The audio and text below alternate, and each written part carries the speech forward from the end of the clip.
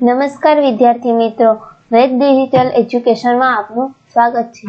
આજે આપણે ધોરણ 6 વિષય હિન્દી નો પાઠ 5 ના સ્વાધ્યાય સોલ્યુશન વિશેની ચર્ચા કરીશું। જો ચેનલમાં તમે નવા હોય તો ચેનલને સબસ્ક્રાઇબ કરજો જેથી આવી તમામ માહિતી મળતી રહે। प्रश्न 1, निम्नलिखित प्रश्नों के उत्तर दीजिए। पहला, कंप्यूटर और इंटरनेट से हमें क्या लाभ हुए हैं? तो जवाब आवश्य कंप्यूटर से बड़ी गणना भी पलक झपकते ही हो जाती है। बटन दबाते ही बैंक में आपका पूरा खाता सामने आ जाता है। घर बैठे रेलवे और हवाई सफर के टिकट बुक करा सकते हैं। घर बैठे मुद्रण कार्य किया जा सकता है। सेना, शिक्षा आदि तमाम क्षेत्रों में कंप्यूटर का उपयोग वरदान सिद्ध हुआ है। इंटरनेट जानकारी का भंडार है। इसमें किसी भी क्षेत्र से संबंधित पूरी और प्रामाणिक जानकारी मिल सकती है। वीडियो ने आगे વધારતા પહેલા આપણી એપ્લિકેશનની માહિતી લઈ લઈએ। સૌપ્રથમ પ્લે સ્ટોરમાં જઈને વેદ ડિજિટલ એજ્યુકેશનની એપ્લિકેશન તમે ડાઉનલોડ કરી શકો છો। ત્યારબાદ તેમાં મોબાઈલ નંબર ડાયલ કરીને સેન્ડ ઓટીપી આપ્યા બાદ પેજ ખુલશે। તેમાં એક્ઝામ કસોટીના પેપર જોવા મળશે। ત્યારબાદ આ પેજ ખોલતા તેમાં ધોરણ જોવા મળશે અને તમે તમારા ધોરણ પર ક્લિક કરતા તમને તેમના વિષયો જોવા મળશે અને કોઈપણ વિષય પર ક્લિક કરતા તેના પાઠ જોવા મળશે અને કોઈપણ પાઠ પર ક્લિક કરતા પાઠની સમજૂતી, સ્વાધ્યાય સોલ્યુશન, સ્વાધ્યાય પોથી સોલ્યુશન, અભ્યાસ સોલ્યુશન અને ગાલા સ્વાધ્યાય પોથીના સોલ્યુશનો જોવા મળશે। वीडियो ने आगे बढ़ाता प्रश्न 2, समय और शक्ति की बचत कैसे होती है? तो जवाब आवश्य कंप्यूटर जैसे वैज्ञानिक उपकरणों के प्रयोग से अन्य समय और शक्ति की बचत होती है। तीसरा, किन उपकरणों के माध्यम से संदेशा व्यवहार हो सकता है? जवाब आवश्य टेलीफोन, मोबाइल, फैक्स जैसे उपकरणों के माध्यम से संदेशा व्यवहार हो सकता है। चौथो, हम धरती पर सुख सुविधाएं कैसे निर्माण करेंगे? जवाब आवश्य हम विज्ञान के नए नए उपकरणों का सही उपयोग कर धरती पर सुख सुविधाओं का निर्माण करेंगे। पांचवं, क्या करने से हम दुनिया में यश पा सकते हैं? तो जवाब आवश्य हम पिछड़ेपन को छोड़कर समय के साथ आगे बढ़ेंगे तो दुनिया में यश पा सकते हैं। छठो, तुम्हें विज्ञान का कौन सा आविष्कार सबसे अच्छा लगता है? क्यों?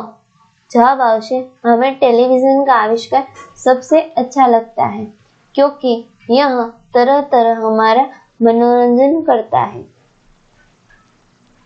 प्रश्न 2, निम्नलिखित काव्य पंक्तियों का भावार्थ स्पष्ट कीजिए। पहलू, कंप्यूटर की क्रांति आ गई, इंटरनेट की परछाई, उधर अधर पर खुशहाली की गंगा यमुना लहराई, बच्चे नई सदी के बोले, दुनी अपनी शान की, जय जवान। तेनु अनुवादन, कम्प्यूटरने लीधे जीवનમાં પરિવર્તન આવી ગયું છે। ઇન્ટરનેટ સૌને સુખ આપી રહ્યું છે। એના ઉપયોગથી સૌના હોઠો પર એવા સ્મિત હોય છે કે જાણે તેમના પર ખુશીઓની ગંગા જમના લહેરાય હોય।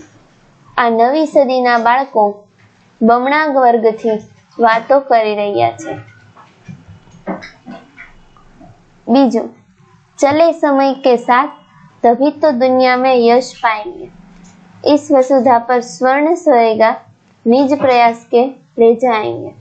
फिर करनी शुरुआत अभी को मानवता के गान की, जय जवान।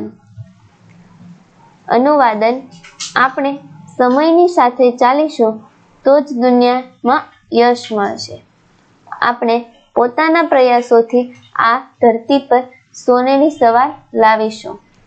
આપણે માનવતાના ગીતોની ફરીથી શરૂઆત કરવાની છે। प्रश्न 3, निम्नलिखित शब्दों का वाक्य में प्रयोग कीजिए। पहलू, उपकरण। आजकल बिजली के उपकरण महंगे हो गए हैं। बीजू, मोबाइल। मेरी दीदी ने नया मोबाइल खरीदा है। तीजो, कंप्यूटर। मैं कंप्यूटर पर खेल रहा हूँ। चौथो, क्रांति। बिजली के आविष्कार से हमारे जीवन में क्रांति आ गई है। पांचवो, खुशहाली। नई गाड़ी आने पर घर में खुशहाली छा गई है। प्रश्न 4, चित्र देखकर वाक्य लिखिए। तेमा पहलू, लड़का पढ़ रहा है, मोर नाच रहा है, लड़की दौड़ रही है। चौथो, लड़का पानी पी रहा है। पांचवो, लड़का स्नान कर रहा है। छठो, लड़का कूड़ेदान में केले के छिलके डाल रहा है। सातवां, लड़का क्रिकेट खेल रहा है। आठवां, धोबी कपड़ा धो रहा है। नौवां, लड़का बीमार लड़के को पहिया वाली कुर्सी पर बैठाकर ले जा रहा है। 10वां, बालक सो रहा है। 11वां, फेरिया वाला शाक सब्जी बेचने जा रहा है। और 12वां, लड़का पौधों को पानी दे रहा है। Thank you.